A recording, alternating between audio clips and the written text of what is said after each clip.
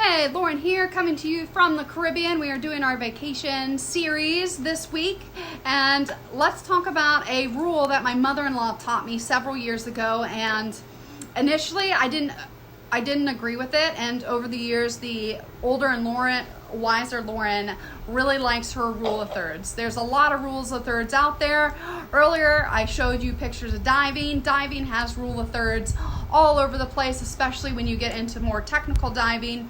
It's rules of thirds all over the place, and the same holds true for rental properties. And so when vetting a rental property, or if you want it to turn a profit or not cost you money, so make it cash flow positive or cash flow neutral, so it can be a nice place for you to own a home and then it doesn't cost you much out of your pocket. However, you need to use something, or I use something called the rule of thirds, which means I need to be able to assume my property is going to rent a third of the time, not all the time, because that never happens. And when people say, well, unless you're in Florida in 2021, those suckers are just rented solid. But that's not normal. 2020 and 2021 have not led to normal years. So prior to those 2 years, I always went by the rule of thirds, which I expect my unit to be rented a third of the year. If I can't get to that, if it's like a quarter of a year, I probably can't justify buying the property. If it's rented more than that, that's just gravy, because that's all profit. But you need to anticipate a third of the year, whatever your rent ends up being.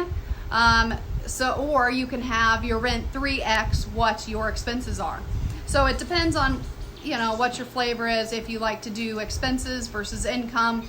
But I like to use the rule of thirds. I gotta have it rented 33% of the time, and I also have to have it rented for 3x what the expenses are. Some people do the quarters. That can work for you. I mean, I would love to rent it for 4 times, or have a 1 month rental or a 1 week rental, do all my expenses for the month. That would actually be really lovely. I don't have any rentals that pay for themselves that quickly.